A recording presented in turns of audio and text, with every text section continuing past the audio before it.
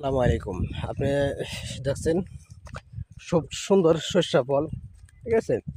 এখানে ভুট্টা হচ্ছে, অত্যন্ত সুন্দর মনোরম পরিবেশে ভুট্টা হচ্ছে। কিন্তু ব্যাপারটা হচ্ছে এই ভুট্টার নয়। আমি যে বিষয়টা নিয়ে কথা বলতে চাচ্ছি সেটা হচ্ছে যে আপনি যখন ব্যবসা করবেন, একটা উদ্যোক্তা হবেন বা উদ্যোক্তা হওয়ার চেষ্টা করবেন, কোনো একটা প্রোডাক্ট নিয়ে আপনি মার্কেটে আসবেন, তখন সেই প্রোডাক্টটা মার্কেটে কত টাকা সেল হবে বা কত টাকা আপনি সেটা গ্রাহকদের কাছে বিক্রি করবেন, সেটা নির্ধারণ করবে এক শ্রেণীর লোক, ঠিক আছে? আপনি চাইলে আপনি একটা সীমিত লাভ নিয়ে আপনি একটা শর্ট কস্ট করে আপনি এটা কম দামে প্রোডাক্টটা ন্যায্য মূল্যে গ্রাহকদের কাছে পৌঁছে দিবেন বা কাস্টমারদের কাছে পৌঁছে দিবেন, দেশ এবং জাতির সেবা করবেন, সেটা কোনোদিনই সম্ভব না। কারণ এই দেশে ব্যবসা করতে গেলে এক শ্রেণীর মানুষের তদারকি নিয়ে আপনাকে বিজনেস করতে হবে। এক শ্রেণীর দালাল আছে যাদেরকে টাকা পয়সা দিয়ে তাদের মন মতো একটা রেট বসিয়ে দিবে তারা, সেটা নিয়ে আপনাকে কাজ করতে হবে, ঠিক আছে? তার বাস্তব প্রমাণ হচ্ছে বর্তমানে বাংলাদেশের নবীন পেশনে যেই ঘটনাটা ঘটলো, সে একটা মিনিমাম কস্ট চার্জ করে সে মার্কেটে প্রোডাক্ট নিয়ে আসলো।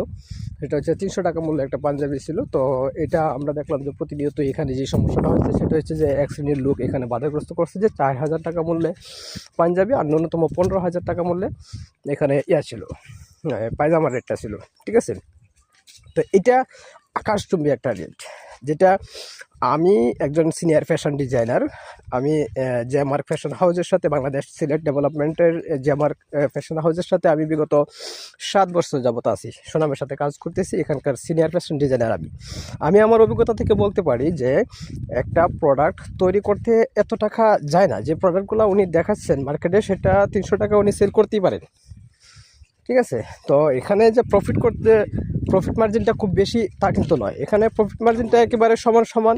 আবার কোনো কোনো ক্ষেত্রে দেখা যাচ্ছে যে প্রফিট মার্জিনের থেকেও কিছু ডাউনে আসতে পারে, কারণ বাল্ক আকারে প্রোডাক্ট তৈরি করতে গেলে অনেক সময় দেখা যাচ্ছে কস্টটা অনেকটা কমে আসে। কিন্তু অন্যান্য প্রোডাক্টের সাথে যখন আমরা কম্পেয়ার করি তখন এটা সিমিলার, ঠিক আছে, কোনো সমস্যা নেই, ঠিক আছে? তো এখানে আপনি লাক্সারি শপ বলেন, যে কোনো শপই বলেন, একটা পাঞ্জাবি আপনার 4000 টাকা দিয়ে কিনতে হবে, এরকম পোশাক বাংলাদেশে খুবই কম আছে।